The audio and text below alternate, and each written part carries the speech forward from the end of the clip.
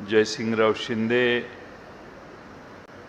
विजय बापू Patil, Anandrao Patil, Gulabrao Patil शिरटेकर, Gajanan Dhumal, doctor प्रगती खरे, गणेश शेवाळे, काँग्रेस पक्षाचे आमचे सहकारी कुलकर्णी शंकरराव मोहिते, पंचायत समितीचे सदस्य प्रकाश पाटील वाटेगाव, अंबीरचे आणि बंधू भगिनींनो,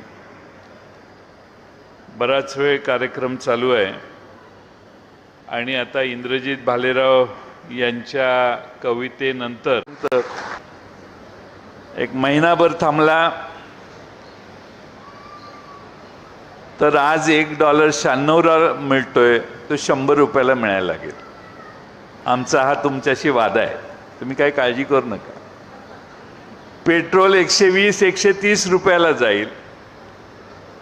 आत्ता मी मोबाईलमध्ये बघत होतो, वाशिमला अकोला नाका म्हणून जागा आहे, तिथल्या पेट्रोल पंपावर पेट्रोल डिझेल घ्यायला लोकांची रांग लागली आहे.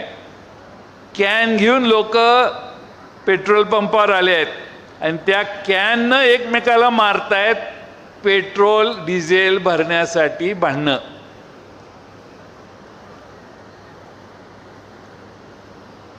एकदा लॉकडाऊन झाला कोरोनाच्या वेळी, आता आपोआपच लॉकडाऊन करायची व्यवस्था होते का काय याची मला भीती वाटायला लागली. राज्यामध्ये देशामध्ये काही दिवसापूर्वी देशाच्या गृहमंत्र्यांनी भाषण केलंय, अपने पास 6 महीने का कोटा है पेट्रोल. देशाच्या गृहमंत्र्यांनी भाषण केलंय, अपने पास 6 महीने का कोटा है, पेट्रोल है, डीजल है, गैस है, डरने की कोई बात नहीं. 15 दिवसाआधी केलं. महिना झाला नाही तर त्यांचा नेता सांगायला लागला, बाहेर फिरू नका, सोनं खरेदी करू नका, परदेशात जायचं बंद करा, बाकीच्या सगळ्या गोष्टी. अशाच भूमिका 2013ला मनमोहन सिंगांनी घेतलेली होती.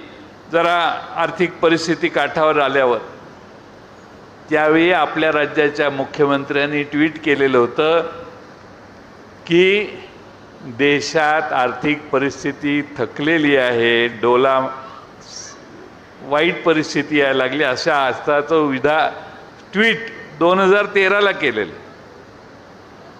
आज तेच म्हणतात की पंतप्रधानांनी जी घोषणा केलेली आहे त्याविषयी कुणी काही थट्टा करू नका. थट्टा कोणीच करत नाही,